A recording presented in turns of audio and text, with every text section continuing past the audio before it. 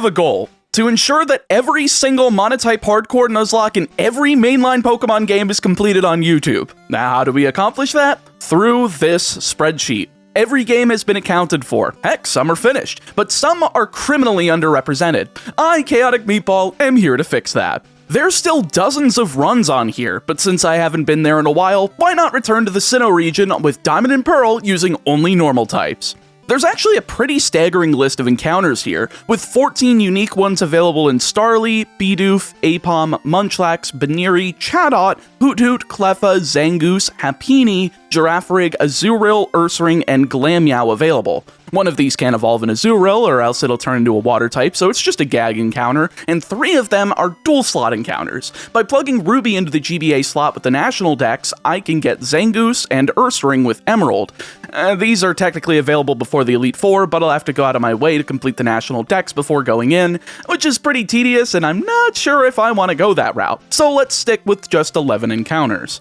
That should be more than enough. But before we get into it, make sure to like the video, subscribe to the channel, and check out the spreadsheet in the description to give me suggestions on Nuzlockes you want me to do soon that haven't been done yet. All of them are going to be done at some point, but I'm curious if people think that some of them are more intriguing than others. But with that, let's begin. So starting out, of course, our starter selection isn't going to be any normal types. However, we don't need to use the Universal Pokemon Randomizer this time. Instead, after grabbing Pokeballs, I'm free to head onto Route 201 to grab myself a Starly, and over to Lake Verity to grab myself Bibarel? So this is a weird one. This technically is a dual slot Pokemon, but we absolutely need Bibarel before Rourke. However, to bypass the need for a National Dex, we've got handy dandy RNG manipulation. Since your trainer and secret ID can be manipulated by setting a certain time on your Nintendo DS, I can simply make another save file with the same trainer and secret ID as I have on this Nuzlocke file, play until getting the National Dex, grab one, and trade it over, but since it's the same trainer and secret ID, I don't have to worry about it disobeying me or gaining extra EXP from being a traded Pokemon. Now I know that sounds very, very strange, but I did some testing for Rourke before jumping into full runs for this, and let's just say Bidoof with Rock Smash is not enough and Staravia's double team was far too inconsistent, so to make that fight more fair and get to the actual meat and potatoes of the game, we're going this route. I also made sure to have a trainer ID that would give me a Munchlax tree before Gardenia, so we should have early access to Snorlax. Admittedly, I should have reset until I got it on the tree in Floroma Meadows or Valley Windworks, but South Route 205 is just fine and it only misses out on the fight with Mars, so I should be completely fine.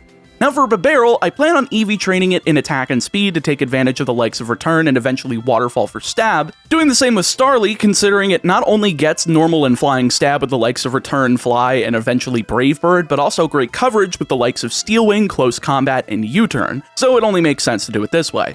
These are my only 2 encounters before Rourke though, so after splitting EV training on level 3 Shinx for attack, providing 12 EXP to both Pokemon, and level 2 Starly for speed, providing 8 each, I'm able to get Bibarel to level 9 and Starly to 12 before the only required fight before Rourke, the rival fight on Route 203. He leads Starly, so I go with Bibarel to try to cover the EXP gap between my 2 team members, using Tackle on Starly for a little over half before Growl cuts off my 2-hit KO, leading to 2 quick attacks from Starly for a grand total of 8 damage as the third and final tackle wipes out Starly, leading to Piplup.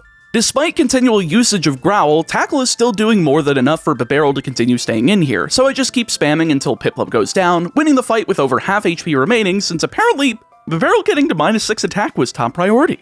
A couple of routes later, and I'm good to enter into the Orberg Mine, tell Rourke to get his bum back into the gym, and take him on. He leads Geodude, I go with Bibarel with Rock Smash, using it to 4-shot Geodude following a potion, all while only taking a single Rock Throw for 10 damage. Now, of course, this wouldn't be proper planning if I hadn't edged up with my EV training, letting Bibarel roll to level 15 as the level cap is only effect until the start of the battle, and therefore learns Water Gun and giving me ammunition to 1-shot Onix, then nearly 2-shot Cranidos after a pursuit if it weren't for a potion. So I resort to a 3-shot to win with over half HP once again. See what I mean? Bibarel made that fight a lot more fair, and we still could have gotten pounded into the ground assuming a Rourke went for Headbutt with Granados as opposed to Pursuit. Back to EV training we go for a bit until getting to level 18, making it more than safe to pass through Route 204 into Floaroma Town, then through the Galactic Grunts on our way to Mars. Now before I enter that fight though, I may as well grab my encounter for Apom, using the Honey Tree in Floroma Meadows to do so, but considering this will be EV Train in Special Attack and Speed due to it getting access to the likes of Shadow Ball, Swift, Thunderbolt, and Nasty Plot, I'm gonna have to hold off since the only way I can get Special Attack EVs right now is through Aberon Route 203, and they provide quite a lot of EXP for this point in the game, while also being unable to one-shot them, so they always teleport away.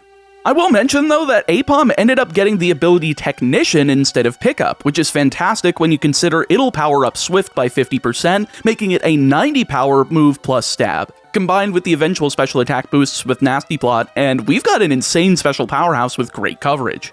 At this point, I should be more than capable of taking on Mars, leading Zubat as I go with Bibarel, outspeeding and one-shotting with Headbutt as Perugly takes center stage. Thankfully, Bibarel has decent enough defense for me to just stay in and keep whacking it with Headbutt, triggering the Citrus Berry but not nearly giving enough HP for it to survive another following a rather weak feint attack, KOing and giving me the quick win.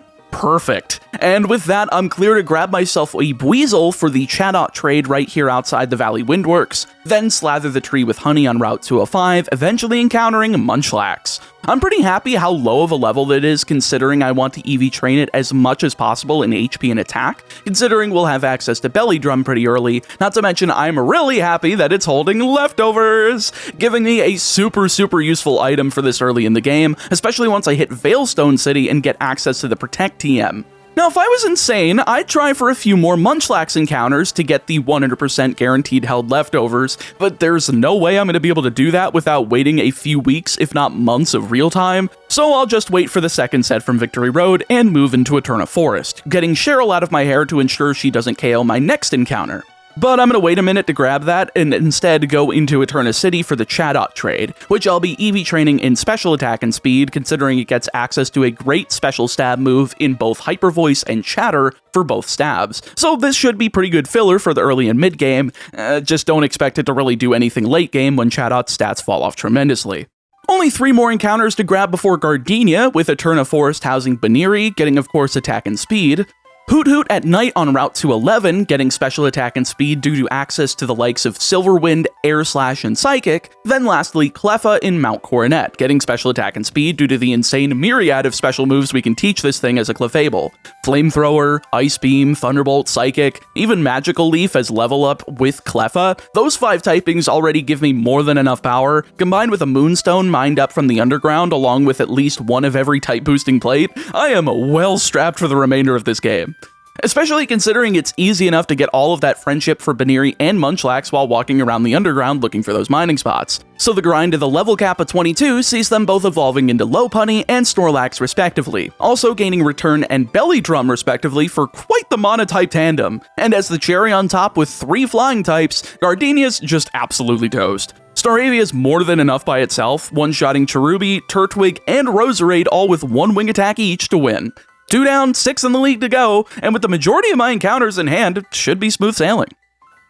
Right after I've got the Galactic headquarters to take care of, and straight up this place is a joke with my current team, Lopunny is my lead against Jupiter's Zubat, one-shotting after outspeeding and leaving just Skuntank. Now Return just barely misses the one-shot because of a range, which would have been fixed if the blank plate existed by this point. Even the Silk Scarf would have gotten the job done, but nope. Range into Smokescreen, into Miss, into thankfully a non-crit Night Slash. I've got enough HP still to survive a potential crit Night Slash though, so I just go for Return once more, connecting and taking it out despite the Citrus Berry to recover and win me the fight. A little more BS than I would have liked, but that's the way of accuracy deprivation. It's irritating when it happens to you, but it's very fun to inflict to the opponent to see them squirm. If only I got the same response from AI trainers in these games as I do in person playing stun decks in Yu-Gi-Oh! Now to quickly run through routes 206, 207, and 208 to get into Hearthome City with barely any required trainers in the way, as we've got another rival battle to tango with. However, there is another encounter here before doing so, that being Happiny from an egg that this kind hiker's giving us for free.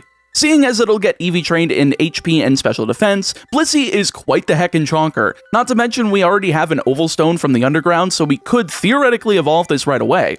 Anyway, rival fight time, and yeah, this is pretty easy considering once again our nearly full evolved team by this point. Bibarel one-shots his lead Starly with Headbutt, does the same to Roselia, then 2 shots Ponyta with Water Gun through Ember without burning, then 2 headbutts shuts down Prinplup following a Metal Claw to end it quickly.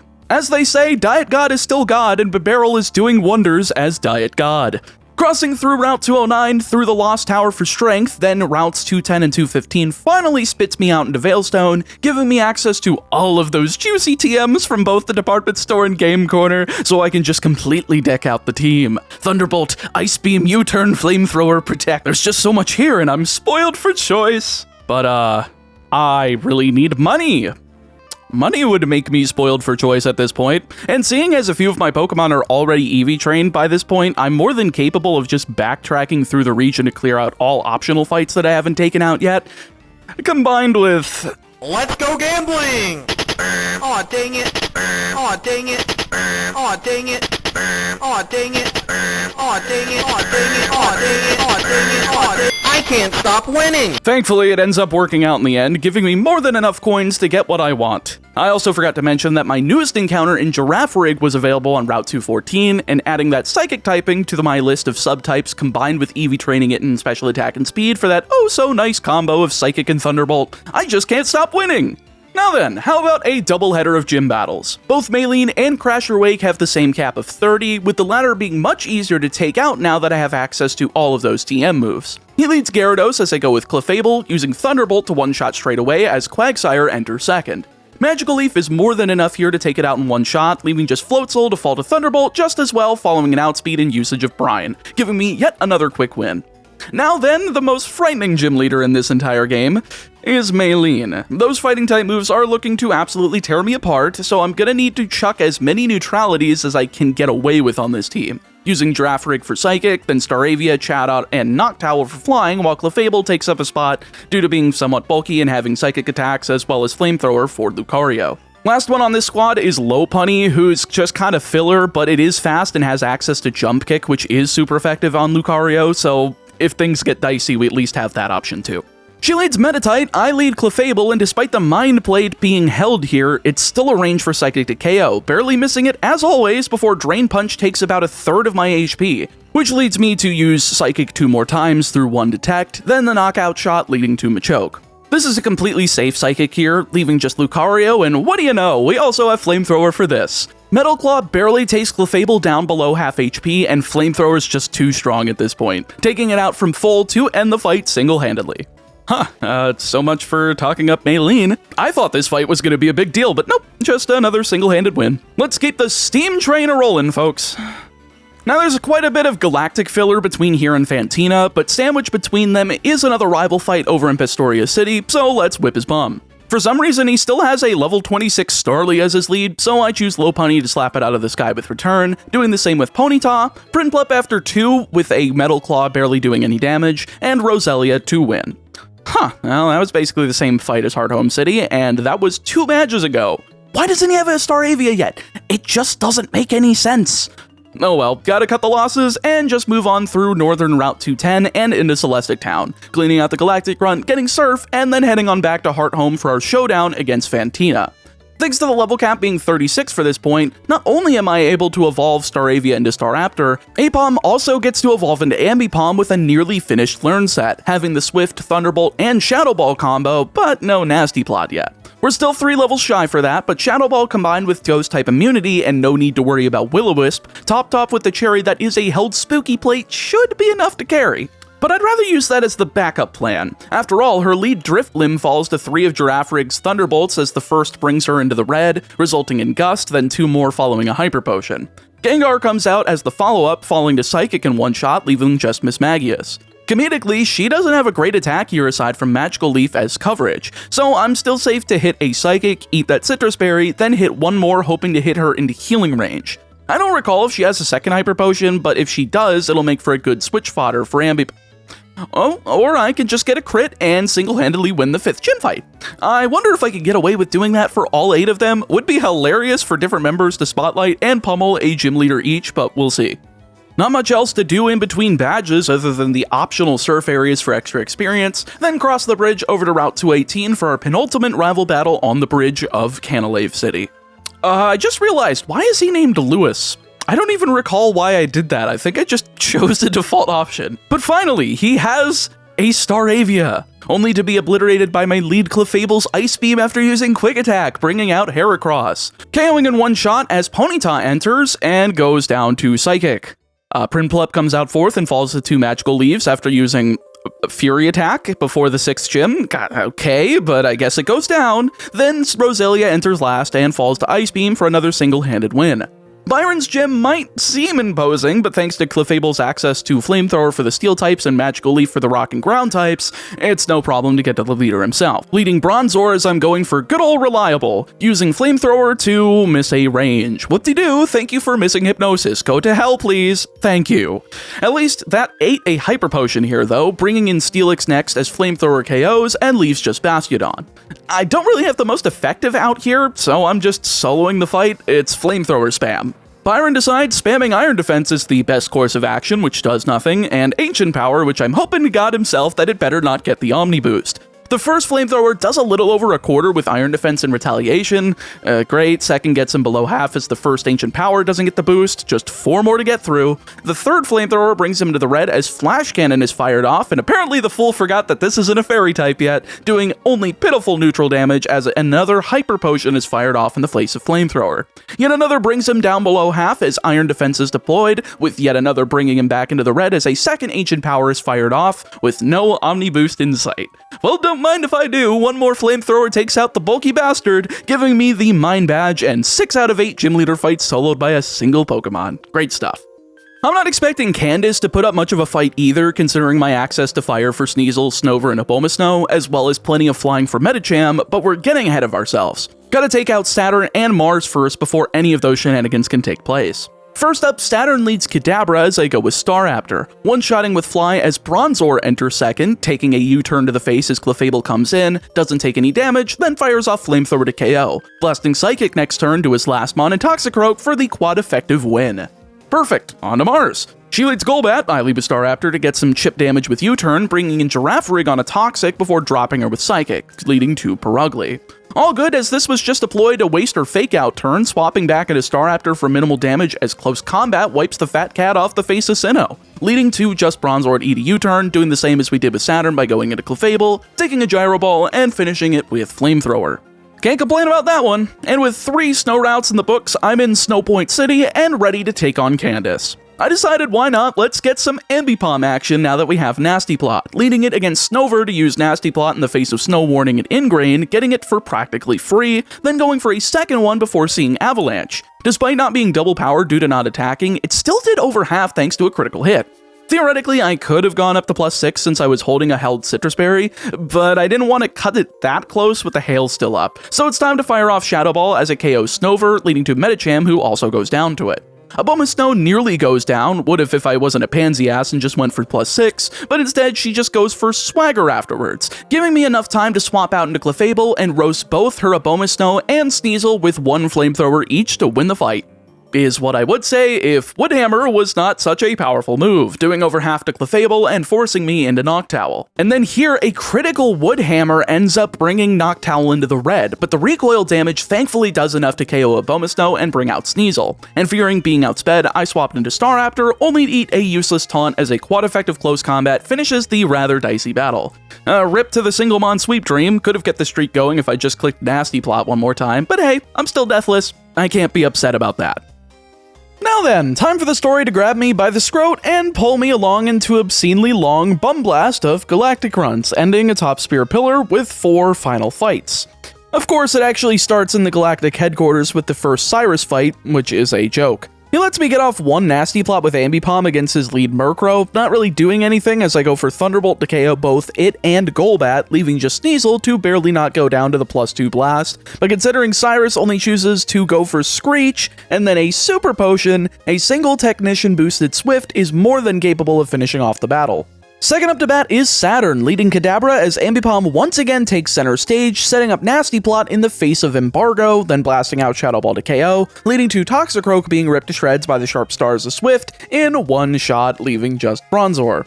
Should have probably gone for the +4 with Nasty Plot, all things considered here, since Shadow Ball does barely doesn't bring Bronzor into the red, letting a Confuse Ray connect and getting Ambipom to hit itself not once, not twice, but 3 times in a row before I swap out into Clefable to finish it with Flamethrower.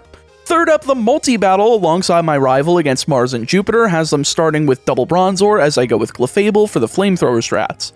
I'm just trying to target down one side while Munchlax from my rival acts as a distraction, which by the way, how humiliating is it for the rival to have a level 40 Munchlax when mine evolved in its teens? Big rip for him. Regardless, Flamethrower one-shots Jupiter's Bronzor while Mars goes for Extra Sensory and Clefable, doing pretty minimal damage, while Munchlax wastes time with Screech, bringing in Skuntank from Jupiter afterwards. While Flamethrower next turn does over half, it's just barely over half, so the Citrus Berry makes it a 3-hit KO, though it would have been a 2-hit KO if Munchlax just followed my lead and made this a 2-on-1 instead of insisting with Body Slam on Bronzor for half damage. Alas, a Poison Jab from Skuntank still didn't bring Clefable down below half, so I'm safe to stay in for another Flamethrower, taking a combined Flamethrower and Confuse Ray just afterwards as, let's go, Munchlax is finally useful and uses Body Slam on Skuntank to bridge the damage gap, bringing in Jupiter's final Pokemon in Golbat. I gotta swap with this low of HP and Confusion on Clefable, opting for Girafarig in order to potentially get resisted damage from Extra Sensory on Bronzor, but my prediction was just slightly off as Air Cutter connects on both of us, and Extra Sensory instead targets Munchlax. Still not KOing it, but letting it remain as a decoy all while Thunderbolt connects next turn on Golbat, one-shotting before Confuse Ray lands on Girafarig. Not a problem anymore, considering this is now a 2-on-1 affair, so I just swap into Staraptor as Munchlax goes for Body Slam, nearly KOing Bronzor as Confuse Ray now hits the Hunger Gremlin, but who cares as Fly takes out Bronzor after 2 turns, Close Combat takes out Barugly, and U-turning into Girafarig, Body Slam from Munchlax followed up by Thunderbolt KOs Golbat and finishes the 4-way. Not that type of 4-way. One of these days, I need to start proofreading my scripts instead of reading them a day after I write them, or in this case, like a week. Anyway, last fight up here is the last battle against Cyrus, leading his newly evolved Honchkrow as I go for Clefable. Getting off Ice Beam and bringing him into the red as he retaliates with Dark Pulse, getting a crit and bringing Clefable into the red as well. But seeing as he's going for a Super Potion and I'm going for Ice Beam, that's a clean KO if you ask me, letting me make it to at least a 1-to-1 trade before going into his Weavile. It's pretty much random move here on Weavile, so I figured I'd swap into Staraptor and take the risky play, seeing a non-crit Night Slash for a third before outspeeding next turn with Close Combat, KOing with the quad effective move as Gyarados enters third. I figured this one's pretty cut and dry, get in some chip damage with U-turn, take an attack with Ambipom, and finish it with Thunderbolt, and sure enough, we get a stab Aqua Tail, bringing Ambipom into the low yellow, but getting 2 turns of Leftovers recovery as we outspeed next turn, taking it out with Thunderbolt heading into Crobat. As much as I'd like to stay in and go for Thunderbolt to clean this up, I figured I'd just not risk it and instead go into Girafarig, tanking an Air Slash and dishing out a stab super effective Psychic, though with him outspeeding, he does connect with a Cross Poison on the follow-up, bringing Girafarig into the low yellow before that Psychic connects, finishing the toughest fight so far. Wow, I didn't expect Cyrus to be that guy, but hey, I'll take some more difficult fights. Seems like we're finally getting out of steamrolling everybody and into actually competitive battles. But with that, it's off to Sunny Shore City following the encounter with Palkia, and we need to reformat this team pronto. All of the flying types in Bibarel gotta get the heck out of here, and we need the TM for Earthquake from Wayward Cave for Snorlax to make this as easy as possible. Since Return and Crunch are easy enough to get back with infinitely repeatable TMs and the move relearner via Heart Scales from the Underground respectively, it doesn't really matter what I get rid of here, but I opt for Crunch since Stab Return is still a great option for the likes of Ambipom and Octillery on the team. Speaking of which, Volkner leads Raichu, so I of course go for Snorlax, take a Charge Beam, whiffing the special attack boost as I go for Belly Drum, cutting my HP in half, but in turn maxing out my attack. Combine that with Leftovers recovery plus Protect, it makes for a deadly combination on a Pokemon with this high of HP. The second Charge Beam connects following the Protect, not within the special attack boost, but at this point it's 6 feet underground thanks to Earthquake, leading to Luxray. Once again, it's Protect time then Earthquake, taking a crunch for a little under a third of Snorlax's HP, but once again, +6 Earthquake shreds through Luxray's HP like a hot knife through butter, landing the KO and leading to the non-electric half of the team. Third is Ambipom using Nasty Plot on my Protect turn, which is a little terrifying, but considering Snorlax's special defense being as high as it is, I opt to stay in and just use Return, instead seeing Baton Pass over into Octillery for the free KO. Huh, well, I guess I'll take it. Not sure if the AI would be smart enough to try to predict me switching. Surely not, but I could see a human player that's controlling Volkner's team doing that to try to psych out their opponent. Back into Ambipom as his last Pokemon, and sure enough, following an agility, a return takes out the imposter, giving me the win and letting me proceed into Victory Road towards the Pokemon League. Of course, there's a little bit of move cleanup to be done, going to the move deleter and relearner with heart scales, as well as deciding on the final 6 team members for the league. Though I suppose we can take care of that last rival fight before worrying about any of that. But when we're starting out at a level 48 lead Staraptor on his side, and the level cap is 63, it's pretty easy just to grind to 62 and crush his skull. Yeah. I just used Giraffrig's Thunderbolt to take out Staraptor, Psychic for Heracross, Psychic for Roserade, then swapping into Staraptor following a Rock Smash and Crunch from Snorlax, doing pretty big damage, using a single return on his rest turn to KO from full. Huh, that was also pretty insane, but I guess the level difference does make sense. Fifth out is Rapidash, as it only makes sense to keep the return spam up, outspeeding and KOing with return, leaving just Empoleon to be very sad about its steel typing, falling to close combat to finish our rival's story. Now then, I'm able to take all of my HMs off of my primary team and still keep the likes of Surf, Rock Smash, and Strength on the barrel to go hunting for last minute items, then tossing Fly on Chatot to get me around. I guess that gives away who's not making it on the team, but who is making it onto the final team for the Elite Four are Staraptor, Clefable, Giraffrig, Ambipom, Blissey, and Snorlax. While 5 of these are ones that have already appeared, Blissey has just not seen any action so far, and I think it's actually going to be pretty darn broken against the league. 4 strong attackers, 1 physical, and 3 special, along with 1 pure wall that can run down opponents with Toxic and Protect Spam and Soft Boiled, as well as Snorlax being like a half wall, half physical attacker, so that should stand to be pretty helpful throughout. Can I do this deathless though? Leave a comment below with your guess, and for whatever Nuzlocke that hasn't been done yet on the spreadsheet that I've left in the description. Again, curious to see what you folks find to be most interesting on there. But with that, let's dive in to the Pokemon League. First up is Aaron, and quite frankly this one's a breeze, not surprising considering the level cap is so high. Staraptor plus Leftovers is enough to help recover Brave Bird recoil through the entirety of this team, except for Drapion, instead eating 2 returns before going down even through its Citrus Berry. He does connect with a light Aerial Ace in the process, but considering the fact that Brave Bird recoil is not doing enough, it does not matter. Despite the fact that I'm ending the fight in the red, I was completely safe throughout, everything died, on to Bertha. Now she leads off with Quagsire as I go for Clefable, obviously for Magical Leaf, 1-shotting following a Protect, then 2-shotting Sudowoodo following an Earthquake that did about a 4th, so no worries going into Golem for a 1-shot with Magical Leaf. 4th out is Hippowdon, getting up Sandstorm with Sandstream, but not really doing anything in the face of Clefable, as I'm able to 2-shot with Ice Beam through the Citrus Berry, only seeing a single curse that did absolutely nothing. Well then, last out is Whiscash, and boom, 1 Magical Leaf seals the deal, ending the fight single-handedly. Well, good return to form, I gotta say. Third on the docket here is Flint, leading Rapidash as I go with Snorlax this time, absorbing a big Flare Blitz for almost half, but with the recoil damage combined with an Earthquake, it's no match, going down and bringing in an Infernape second. I decided to stay in here using Protect to heal up with Leftovers, taking an Earthquake down to half health as return brings Infernape into the red, healing with a Citrus Berry, just enough to dodge a healing item, then 1 more round of Protect and Thunder Punch from Infernape lets me land 1 more return, putting down the last fire type of the team. Third out is Lopunny, so we do the Protect rigmarole once more before taking a Fire Punch for minimal damage, delivering return to bring him to red HP, then critting next turn following a full restore to KO, leading to Steelix. Now I know it's dumb to try to solo this fight, but damn it, I want to see how much Earthquake does, and oddly enough, it does almost half. Huh.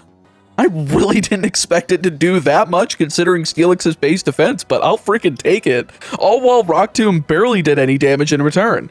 That's fine for me, though he does set up Sunny Day on my Protect turn to boost the power of the follow-up Fire Fang, but with no burn, I'm fine to use Crunch to eliminate just enough HP for the Crackback, taking 1 more Rock Tomb before finishing him off with Earthquake and leaving just Drifblim. And here we go, here's where Crunch comes in. The first one after Double Team is used does around 75%, just enough to keep it out of full restore range, which is perfect since it's still enough to KO through the halving of Snorlax's attack stat from Will-O-Wisp, KOing and managing to solo Flint with Snorlax. Boy, isn't that beautiful. I don't think Snorlax has had the time to shine that much so far, but it's nice to see one of the lesser used team members get the spotlight before the end. Second to last up is Lucian, and of course, you know we're busting out Ambipom for this. Nasty Plot is perfect alongside Shadow Ball, being able to use all three of them in the face of Mr. Mime's Light Screen, Reflect, and Thunderbolt for less than half, letting me recover with leftovers before just narrowly missing the one shot with Shadow Ball before taking another Thunderbolt. Thankfully, it's not a crit, but this thing does make sure that Mr. Mime goes into full restore territory, getting the last turn needed to allow for Light Screen to elapse before following it up with two Swifts, KOing and bringing in Medicham to falling to Shadow Ball, Alakazam falling to Shadow Ball just the same, and Girafarig not escaping the same fate thanks to Technician boosted Stab Swift, leaving just Bronzong.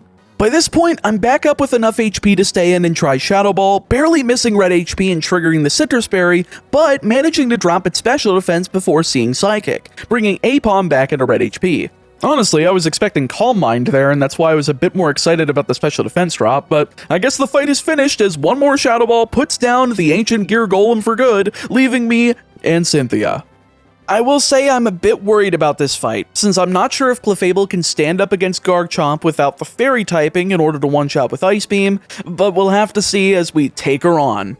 She leads off with Spiritomb. I'm going with Ambipom purely trying to rush her down, seeing if I can get as many KOs as possible with Ambipom in case Garchomp ends up being a big problem. So I set up 3 Nasty Plots, getting up to +6 through 2 Silver Winds with no Omni Boost, and an Embargo, which is a free turn since Hardcore Nuzlocke, I'm permanently under Embargo at the entire game.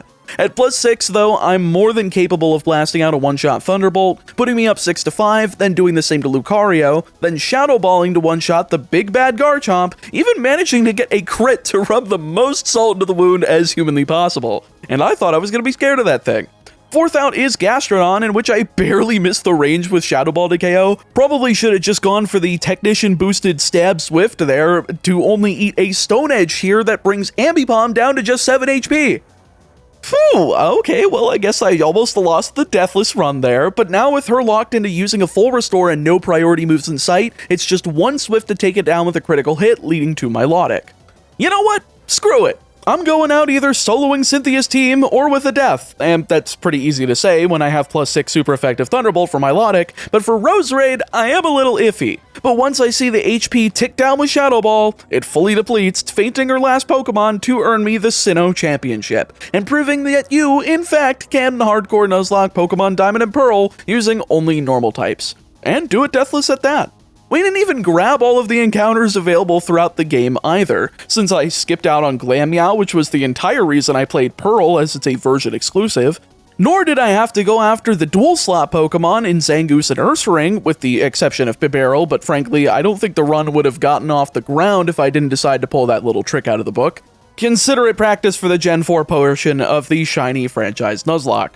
Speaking of which, I'm going to be continuing that on stream the day after this goes live, and since I'm writing this script a few weeks in advance, I'm not sure if I am still in Generation 3 or if I've gotten a Gen 4 at this point. Currently at the time of voiceover, I am still in Leaf Green, but I should be able to finish that in one session as well as Emerald in another session if I decide to do pretty long, like 10-hour streams or something like that.